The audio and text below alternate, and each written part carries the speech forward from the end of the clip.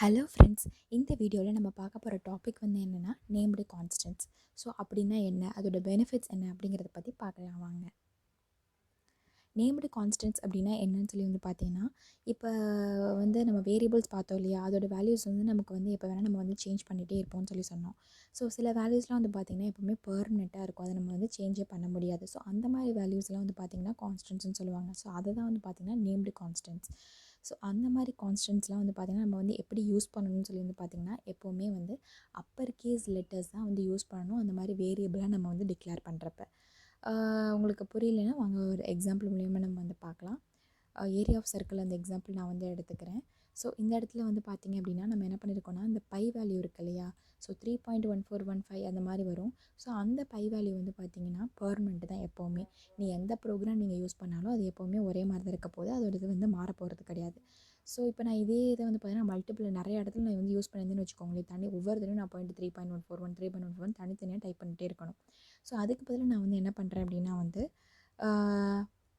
பிஐ அப்படின்னு சொல்லி நான் வந்து டைப் பண்ணுறேன். எப்போவுமே ஞாபகம் வச்சுக்கோங்க, இந்த மாதிரி கான்ஸ்டன்ட்ஸை நீங்கள் வந்து பார்த்திங்கன்னா நேமிங் பண்ணுறப்ப, அதுக்கு பேர் கொடுக்குறப்ப எப்போவுமே கேபிட்டல் லெட்டர்ஸில் நீங்கள் கொடுக்கணும்.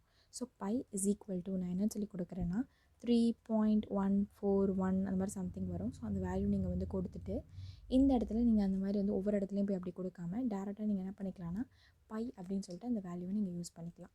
ஸோ இதுதான் ஒரு அட்வான்டேஜ். அதாவது என்ன அப்படின்னா, சில கான்ஸ்டன்ட்ஸ்லாம் வந்து பார்த்திங்கன்னா பெர்மனெண்ட்டாக இருக்கும், அதோட வேல்யூஸ் என்றைக்குமே சேஞ்ச் ஆகுது. ஸோ அந்த மாதிரி கான்ஸ்டன்ட்ஸ்க்கு நீங்கள் வந்து என்ன பண்ணிக்கலாம்னா, இந்த மாதிரி கேபிட்டல் லெட்டர்ஸ் நீங்கள் வந்து யூஸ் பண்ணுறப்போ உங்களுக்கு பார்க்குறப்பவே தெரிஞ்சிடும், இது வந்து பார்த்திங்கன்னா வந்து பெர்மனெண்ட்டான வேல்யூஸ், இது எப்போவுமே சேஞ்ச் பண்ண மாட்டாங்க அப்படின்னு தெரிஞ்சிடும். ஸோ அந்த மாதிரி கேசஸில் நீங்கள் இந்த மாதிரி கான்ஸ்டன்ட்ஸை டிஃபைன் பண்ணி நீங்கள் ப்ரோக்ராமில் யூஸ் பண்ணிக்கலாம். ஸோ இப்போ நான் என்ன பண்ணுறேன்னா சேவ் பண்ணிவிட்டு ரன் பண்ணுறேன்.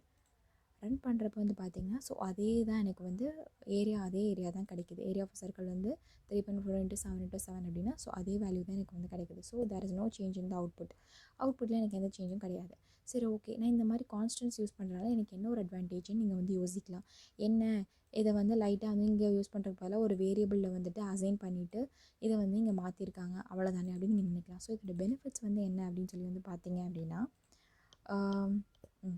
ஃபர்ஸ்ட் ஆஃப் ஆல் வந்து பார்த்திங்கன்னா, இப்போ இந்த நான் கோடில் சொன்னேன் இல்லையா, ஏரியா ஆஃப் சர்க்கிள் கோடில் வந்து பார்த்திங்கன்னா இதை நம்ம வந்து என்ன பண்ணியிருக்கோம்னா ஒரே ஒரு இடத்துல மட்டும்தான் யூஸ் பண்ணியிருக்கோம். சப்போஸ் நீங்கள் வந்து பார்த்திங்கன்னா கிட்டத்தட்ட ஒரு 100 பக்கமாக வந்து கோடு எழுதுறீங்க அப்படின்னா அந்த மாதிரி நேரத்தில் உங்களால் என்ன பண்ண முடியாது அப்படின்னா, நீங்கள் வந்து போய் வந்து பை எங்கே இருக்குது, பையோட வேல்யூ 3.141 எங்கே இருக்குதுன்னு பார்த்து உங்களால் வந்து அதோட வேல்யூவை வந்து சேஞ்ச் பண்ண முடியாது, அது எங்கே இருக்குன்னு உங்களால் பார்க்க முடியாது.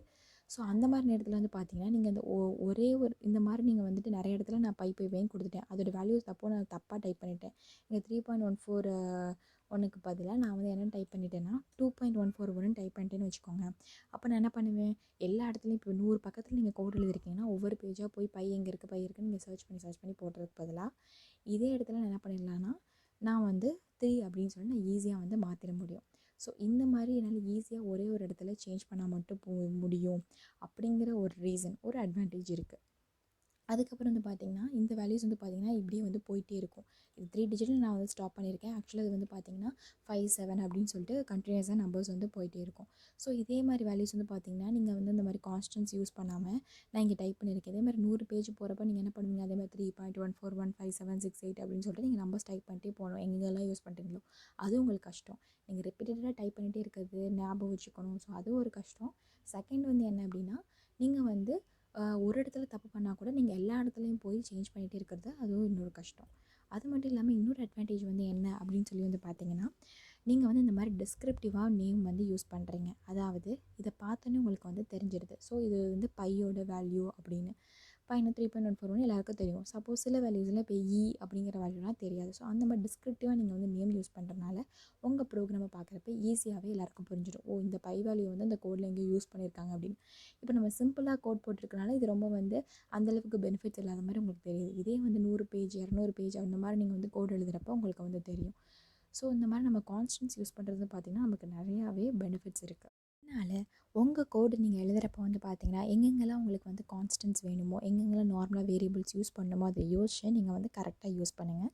நெக்ஸ்ட் வீடியோவில் நம்ம வந்து நியூமரிக் டைப்ஸ் அப்படிங்கிற கான்செப்ட் வந்து பார்க்க போகிறோம். ஸோ அந்த இதை பார்க்குறதுக்கு முன்னாடி நம்ம சேனலை இது வரைக்கும் சப்ஸ்கிரைப் பண்ணாமல் இருக்கிறவங்க கீழே சப்ஸ்கிரைப் பட்டனை மறக்காமல் கிளிக் பண்ணுங்கள். அப்படியே பக்கத்தில் பெல் நோட்டிஃபிகேஷன் ஐக்கான் இருக்கும், அதையும் கிளிக் பண்ணுங்கள். அப்போ தான் உங்களுக்கு நோட்டிஃபிகேஷன்ஸ் காட்டும் நான் வீடியோஸ் அப்லோட் பண்ணுறப்ப. So please subscribe and support to our EduTut channel friends.